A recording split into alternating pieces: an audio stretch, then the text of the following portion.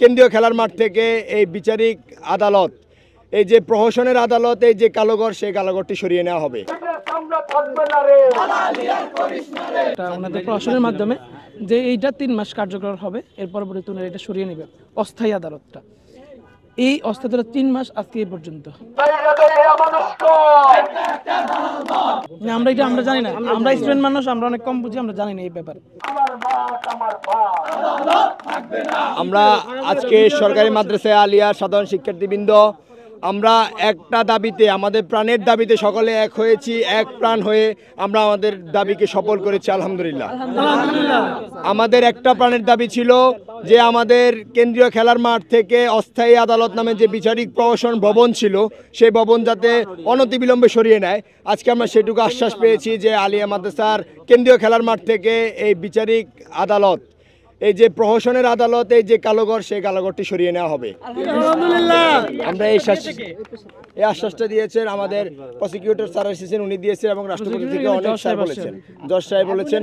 আর আমরা বলতে চাই যে সরকারি মাদ্রাসা আলিয়া সাধারণ শিক্ষার্থীরা শিক্ষা এবং মননশীল পরিবেশ গড়ার লক্ষ্যে যেভাবে দুর্দান্তভাবে এগিয়ে যাচ্ছে, সেই অব্যাহত থাকবে। এবং আমরা আমাদের যে সমস্ত সংকট মোকাবেলায় বাধা হিসাবে আদালত আমাদেরকে কাজ করেছে, আশা করি এই সমস্ত কাজগুলো হবে না। আমাদের আছে, আপনারা দেখতে পাচ্ছেন সরকারি মাদ্রাসা আলিয়ার ক্রীড়া ও বার্ষিক সাংস্কৃতিক অনুষ্ঠান 2025, সেটা আজকে পুরস্কার বিতরণী অনুষ্ঠান ছিল এবং কিছু ইভেন্ট খেলা আমাদের ছিল। সেই খেলাগুলো আমাদের আজকে বেসকে গিয়েছে এই শুধুমাত্র বিচারিক প্রহসনের যে দীর্ঘদিনের দখলদার স্বৈরাচারের কালোঘর, সেই কালোঘরটির জন্য আমরা আজকে এটা থেকে বিদায়ী হয়েছি। আমরা এখান থেকে মুক্তি পাবো ইনশাআল্লাহ।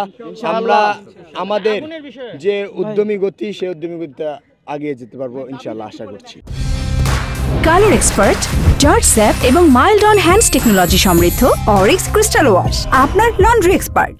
আমাদের এখানে 2009 সালে 10 সালে বিডিআর বিদ্রোহের যে এখানে মামলাটা পরিচালনা হওয়ার কথা ছিল, আমাদের এখানে 3 মাসের জন্য অনুমতি নেওয়া হয় এটা ওনাদের প্রশাসনের মাধ্যমে, যে এইটা 3 মাস কার্যকর হবে। এর পরবর্তীতে উনারা এটা সরিয়ে নেবে অস্থায়ী আদালতটা। এই অস্থায়ী 3 মাস আজকে এই পর্যন্ত। 3 মাস এখনো শেষ হয় না। 3 মাস এখনো শেষ হয়নি, কারণ আমরা পর্যায়ক্রমে অনেক দাবি করে নিয়ে আসছি এই মাঠটার থেকে এখানে সরানোর জন্য, এটা সরানোর জন্য আর কি। এখন আমরা আমাদের গত 3 দিন ধরে আমাদের এখানে ক্রীড়া অনুষ্ঠান চলতেছিল। আজকে আমাদের এখানে ফাইনাল পর্ব, এখানে আমাদের পুরস্কার বিতরণ হবে। আমাদের ইসলামী আরবি বিশ্ববিদ্যালয় থেকে বিসি স্যার আসবে, শিক্ষা বোর্ড থেকে চেয়ারম্যান স্যার আসবে, আরও অন্যান্য গুণীজন আসবে, সাংস্কৃতিক অনুষ্ঠান হবে। এই পর্যায়ে এসে আমরা গতকালকে রাতে আমরা শুনছি প্রায় 12টার দিকে যে এখানে অস্থায়ী আদালত বসবে। আমরা এখানেই ছিলাম, এই মাঠেই ছিলাম।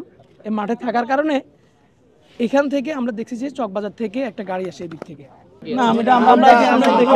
ফায়ার ফাইটার থেকে শুনেছি যে আদালতের কোনো একটা কক্ষে আগুন লেগেছে, তারপরে আমরা এটা নিশ্চিত হতে পারি না।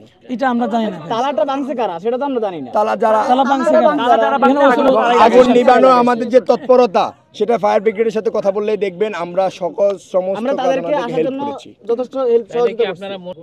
আমরা জানি না, আমরা স্টুডেন্ট মানুষ, আমরা অনেক কম বুঝি, আমরা জানি না এই ব্যাপারে।